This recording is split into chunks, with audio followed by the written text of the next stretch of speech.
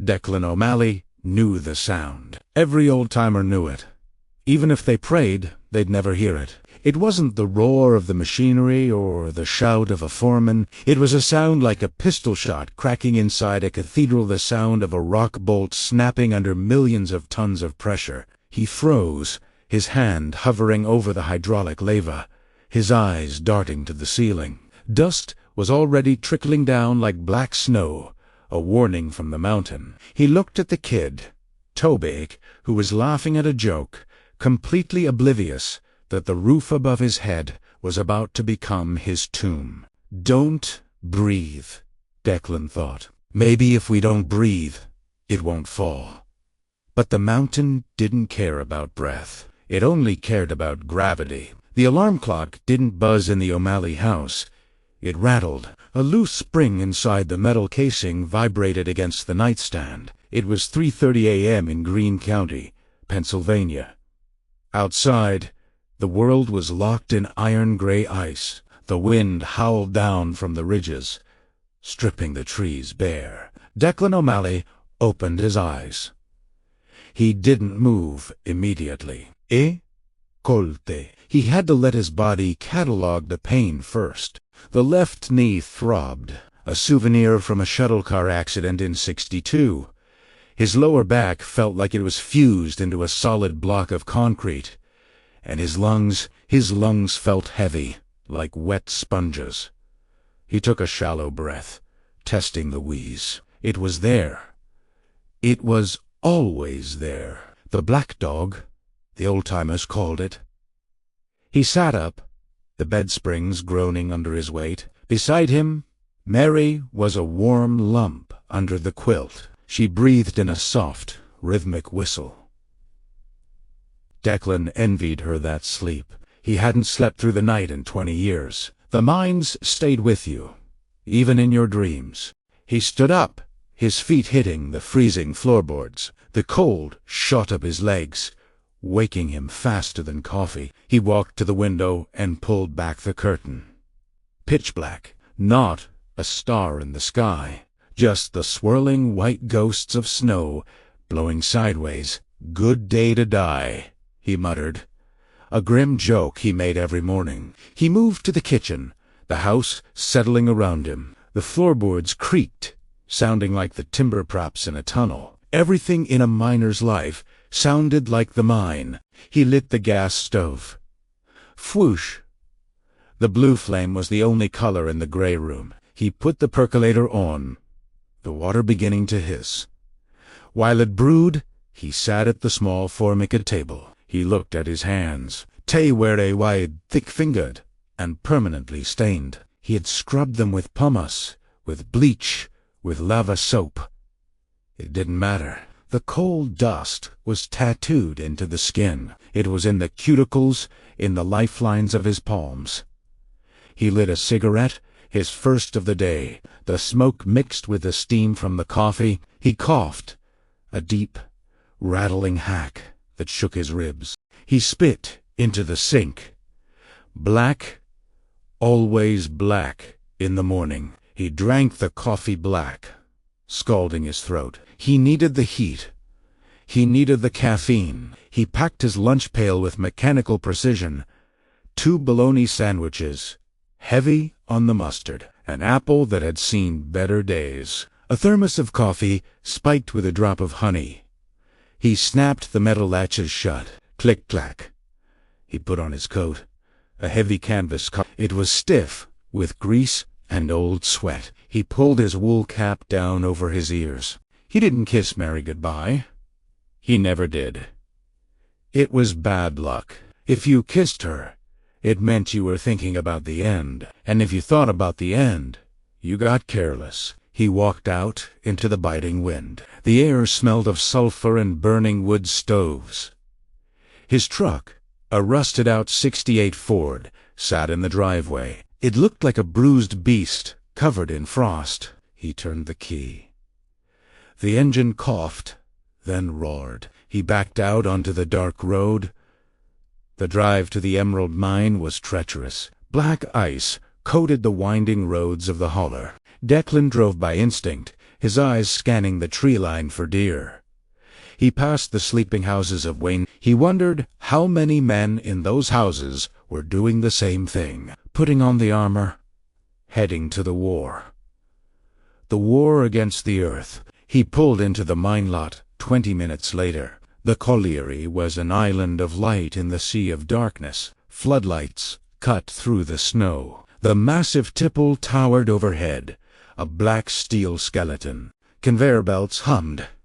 A low-frequency vibration you felt in your teeth. Coal trucks rumbled past, their beds heaping with black gold. This was the heartbeat of America in 1977. Declan parked and grabbed his gear. The walk to the bathhouse was a gauntlet of wind. Inside, the change room was a sanctuary of steam and noise. Men were shouting, laughing, slamming lockers. It was the nervous energy of soldiers before battle. "Hey, Deke, you see the Steelers game?" Someone shouted. They looked like garbage. Declan grunted. Stripping off his shirt, he moved to his basket, number 409. He lowered the chain, the metal rattling. He put on his mining clothes, long johns first, then the heavy denim overalls, steel-toed boots that weighed 5 pounds each. He strapped on his belt the battery pack for his lamp. The self-rescuer was a small metal canister. Supposedly, it gave you an hour of oxygen in a fire. Most men called them coffins. If you had to use it, you were probably dead anyway. He saw Toby Finch sitting on a bench nearby. The kid looked pale. He always looked pale. Toby was 22, skinny as a rail, and brand new. "You look like you saw a ghost, Sparrow," Declan said. Toby looked up, forcing a smile. "Just tired, Deke." The baby was crying all night. Toby had a 6-month-old at home, and a wife named Sarah, who worried too much. "Babies cry," Declan said, tightening his belt. "It's what they do. Wait till they're teenagers. Then they steal your truck and wreck it." The men laughed, the tension breaking for a moment. "All right, shift meeting," the foreman yelled. They gathered around the bulletin board. "We're in Section 4 today. Retreat mining." A murmur went through the crowd. Retreat mining. The suicide shift. You go to the deepest part of the mine and work backward. You cut the pillars that hold the roof up. You take the coal, and you let the mountain fall behind you. It required perfect timing. If you were too slow, the mountain caught you. If you were too fast, you left good coal behind. "Watch the roof," the foreman warned. "The geologist report says we got kettle bottoms." Kettle bottoms. Fossilized tree trunks stuck in the ceiling. They were smooth, heavy, and could drop without warning. "Let's get it done." "Safety first," the foreman muttered. Nobody believed the safety first. Production first. Coal first. Safety third. Maybe. They walked to the elevator shaft. The cage, the wind whipped around the open steel structure. They built in 30 men, packed like sardines, shoulder to shoulder, breath misting in the air. The gate clanged shut. The bell rang twice. Ding, ding. The floor dropped out from under them. The sensation of falling was visceral. Your stomach floated up into your throat. They plummeted 800 feet in 60 seconds. The light of the world above vanished instantly. Darkness rushed up to swallow them. Declan swallowed hard to pop his ears. The air pressure increased. The smell changed. It smelled of ozone, wet rock, and ancient dust. The smell of the Carboniferous period. The cage hit the bottom with a jarring thud. They stepped out into the bottom. The main haulage way was like a subway tunnel. Whitewashed walls, electric lights, rail tracks. But they weren't staying here. They boarded the man-trip. A low, electric trolley. It looked like a yellow metal box on wheels. "Keep your heads down," Declan warned Toby, "or you'll lose, M." The trolley lurched forward, sparks flying from the overhead wire. They traveled 3 miles back into the mountain. The electric lights faded away. Now, only the headlights of the trolley cut the dark. The tunnel walls blurred past. Water dripped from the ceiling, forming acidic puddles. Big bold rats scurried along the tracks. Miners liked the rats. If the rats were running toward the exit, you followed them. If the rats died, you put on your mask. They reached Section 4. The ceiling here was lower, maybe 5 feet. You walked in a permanent crouch. The miner stoop. The continuous miner machine sat waiting. It was a monster. 30 feet of steel and hydraulics. A rotating drum on the front was studded with carbide teeth. Declan was the bolter operator today. His machine followed the miner. After the coal was cut, he secured the roof. "All right, fire it up!" Declan yelled over the ventilation fans. The continuous miner roared to life. The noise was deafening, a physical wall of sound that vibrated your organs. The cutter head bit into the coal face. Black dust exploded outward. Even with the water sprays, the visibility dropped to 0. You worked by feel, by the vibration of the floor. Declan moved his bolter into position. He drilled into the ceiling. Where it a crack, he shoved a 6-foot steel rod into the hole. He tightened it, gluing the layers of rock together. He was sewing the mountain shut. Toby was hauling cable, dragging the heavy power lines. The kid was working hard, trying to prove himself. For 4 hours, they worked in the rhythm of violence. Cut, load, haul, bolt, cut, load, haul, bolt. Sweat soaked through Declan's layers. His face was a mask of black slime. He chewed tobacco to keep his mouth moist. "Lunch?" The foreman signaled, flashing his light. The machines wound down. The silence that followed was heavy, ringing in their ears. They sat on the floor, leaning against the ribs of coal. They opened their pails. Declan ate his sandwich with dirty hands. You couldn't wash. You just ate the grit. "How's the roof looking, Deke?" Toba asked. He was rubbing his shoulder, grimacing. "It's tender," Declan said, looking up at the slate. "Sounds hollow when I tap it. Just keep your eyes open and stay under the steel." "I'm saving for a new truck," Toby said suddenly. "The baby needs a safer ride."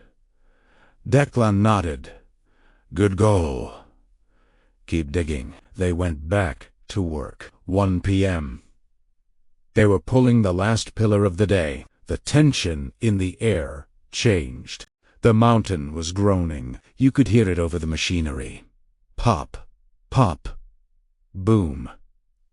Like distant artillery fire. That was the rock strata shifting, redistributing the weight. Declan didn't like it.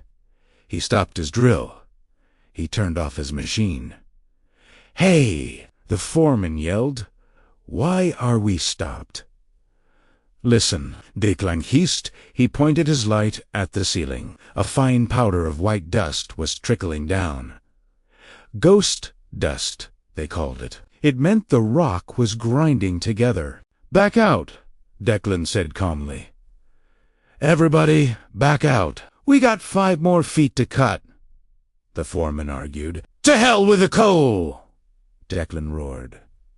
"Move!" He grabbed Toby by the collar. At that moment the world disintegrated. It didn't start with a crash. It started with a sigh. The air was sucked out of the tunnel. Then came the thunder. The roof, directly above the continuous miner, sheared off, a slab of sandstone, 50 feet long and 4 feet thick. It slammed down with the force of a bomb. The shockwave knocked Declan off his feet. He flew backward, hitting the jagged wall. His light went out. Darkness. Total, suffocating darkness. Then the noise. Rock grinding on rock. Steel screaming as it twisted. Men screaming. Declan rolled over, coughing. The dust was so thick, it felt like he was breathing soup. He scrambled on his hands and knees. "Toby!" he screamed. "Sparrow!" No answer. Declan fumbled for his light. He smacked the battery pack. It flickered, then beamed a weak yellow light. The tunnel was gone. 10 feet in front of him, there was only a wall of rubble. He turned around. 20 feet behind him, another wall of rubble. They were boxed in. A classic squeeze. The floor had heaved up, and the roof had come down. "Help me, ... A voice whimpered from the dark. Declan crawled toward the sound. He found Toby, half-breed, under loose shale. The kid wasn't pinned, just covered. Declan frantically clawed the rocks away. He pulled Toby free. The kid was shaking violently, his eyes rolling back. "My leg!" Toby gasped. "I can't feel my leg." Declan checked. No blood. No bone sticking out. "It's just shock, son. You're okay. Nothing's broken." He lied. He didn't know if anything was broken, but panic would kill them faster than a fracture. Declan scanned their prison. It was a coffin of stone, maybe 30 feet long, 5 feet high, and silent. The machinery was dead. The fans were dead. "Check the air," Declan whispered to himself. He held up his methane detector. It was blinking green. For now, but without ventilation, the methane natural gas would seep in, and the carbon dioxide would build up from their breathing. "We have to conserve air," Declan said. "Toby, listen to me. Sit down. Don't move. Turn your light off." "What?" Toby panicked. "I can't be in the dark." "You have to," Declan commanded.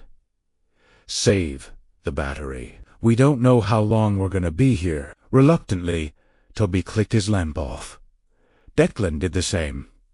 The darkness was absolute. It was a physical weight pressing against their eyeballs. You couldn't see your hand an inch from your face. Time lost all meaning. Was it minutes? Hours? They sat in silence for a long time. Declan counted his heartbeats to stay calm. Thump thump. Thump thump. "Deke." Toby's voice was small, like a child's. "Yeah, I'm here."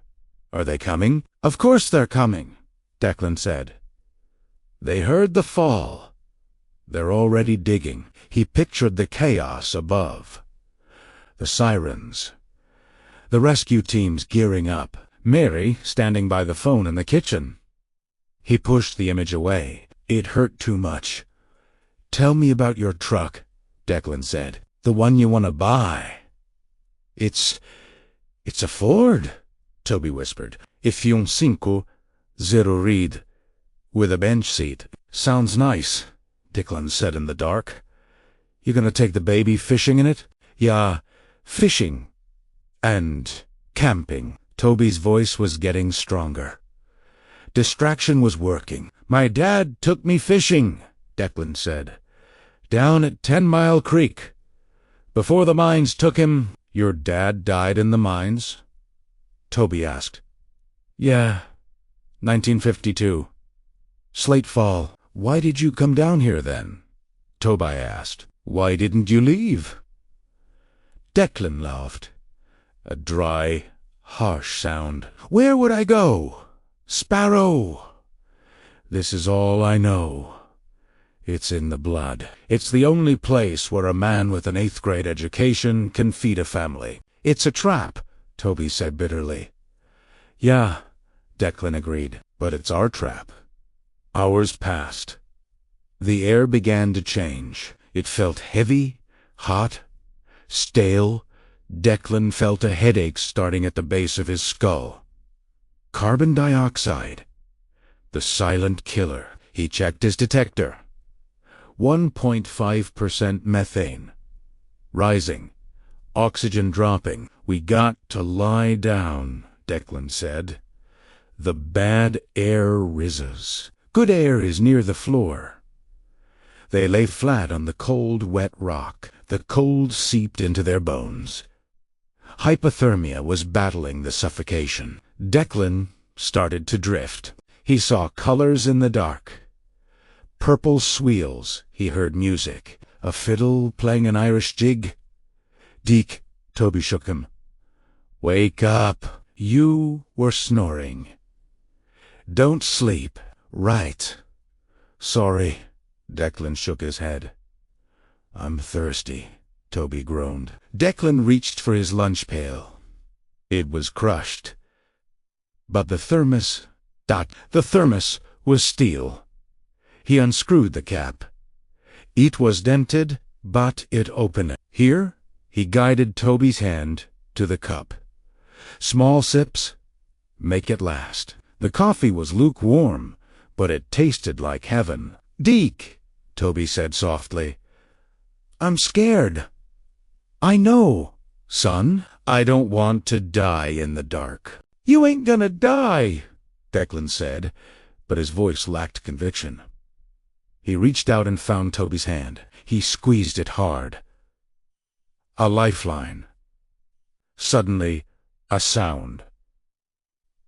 Thump. Distant. Muffled. Declan sat bolt upright. Thump, thump. "You hear that? It's the mountain," Toby whispered. "Settling." "No," Declan said. "That's rhythm. That's a drill." He grabbed a heavy wrench from his belt. He found a roof bolt sticking out of the wall. "Abandon Italiano." Clang, clang, clang. He waited. Silence. The darkness mocked them. Then dot, dot, dot. Thump, thump. "Tay heard us. They found us!" Toby screamed, sobbing. "They know where we are." But knowing and reaching were two different things. The drilling sound went on for hours. It was maddening. A constant vibration. The air got worse. Declan felt dizzy, nauseous. He knew they were running out of time. He reached for his self-rescuer. He popped the seal. "Hiss, Toby, put your mask on." I can't get mine open." Toby, "The latch is bent." Declan clicked his light on for a second. Toby's canister was crushed flat. Useless. Declan looked at his own mask. Then he looked at the terrified kid. The kid with the baby. The kid with the red truck dreams. Declan didn't hesitate. He didn't think about Mary. He didn't think about himself. He handed his mask to Toby. "Use mine." "No, Deke. I can't." "Take it!" Declan roared, using his last reserve of strength. "I've had 50 years. You've had 20. Take the damn mask." He forced the mouthpiece between Toby's teeth. "Breathe slow. Close your eyes." Declan leaned back against the rock. He felt the darkness closing in. Not just the lack of light, the end. His chest burned. His head swam. He closed his eyes and let the hallucinations come. He saw his father standing in a tunnel of light. "Shift's over, Declan," his dad said. "Time to go up."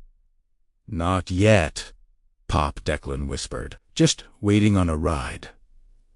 The drilling grew louder. It sounded like a roar now, or maybe that was the blood rushing in his ears. Declan O'Malley drifted away.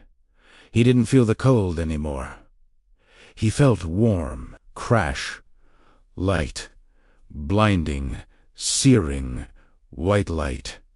Air, rushing in like a hurricane. Declan sped, his body reflexively sucking in the oxygen. He opened his eyes. A jagged hole had appeared in the wall of rubble. Men in orange suits were crawling through. "We got him. 2 souls. Bring the stretcher." Hands grabbed him. Rough gloves, strong arms. "He's barely breathing. Move. Move." They dragged him through the hole. The journey out was a blur of noise and light. The clang of the rail car. The screech of the cage, and then dot, dot, dot the surface. The night air hit him like a physical blow. It was freezing, bitter, and the sweetest thing he ever tasted. Paramedics were swarming. He saw Toby on a stretcher next to him. The kid was sitting up, crying, holding an oxygen mask. "Deke!" Toby yelled, "Is Deke okay?" "He's alive," a medic said. "Pulse is weak, but he's here." They loaded Declan into the ambulance.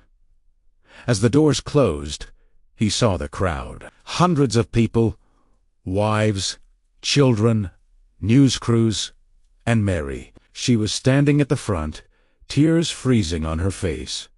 She saw him. She raised a hand. Declan tried to raise his, but he was too weak. He just blinked. "I'm here." The ambulance siren wailed. It wasn't a mournful sound anymore. It was a victory song. 2 days later, Declan sat in a hospital bed in Morgantown. His lungs were clear, mostly. His knee was swollen, but functional. The door opened. Toby Finch walked in on crutches. He looked clean, no coal dust. "Hey, Deke," Toby said, standing awkwardly. "Hey, Sparrow. I don't know what to say," Toby stammered. "You gave me your air. You died for me." "I didn't die," Declan grunted. "I just took a nap." Toby lagged, wiping his eyes. "I quit, Deke. I turned in my tag this morning. Sarah would kill me if I went back down." "Good," Declan said. "Stay out. Buy that truck. Build houses. Do something in the sun." "What about you?" Toby asked. Declan looked out the hospital window. He saw the snow-covered hills. He knew the coal was down there, waiting. "I got 5 years to pension," Declan said quietly. "I can't stop now." Toby looked at him with a mix of horror and respect. "You're crazy, Deke." "No," Declan said. "I'm a miner." Toby left, heading toward a new life. Declan laid back on the pillows. He closed his eyes. He could still hear the roof settling. Pop, crack. He knew he would hear it for the rest of his life. But he was alive. He took a deep breath. It hurt a little. "An e Ismaileve."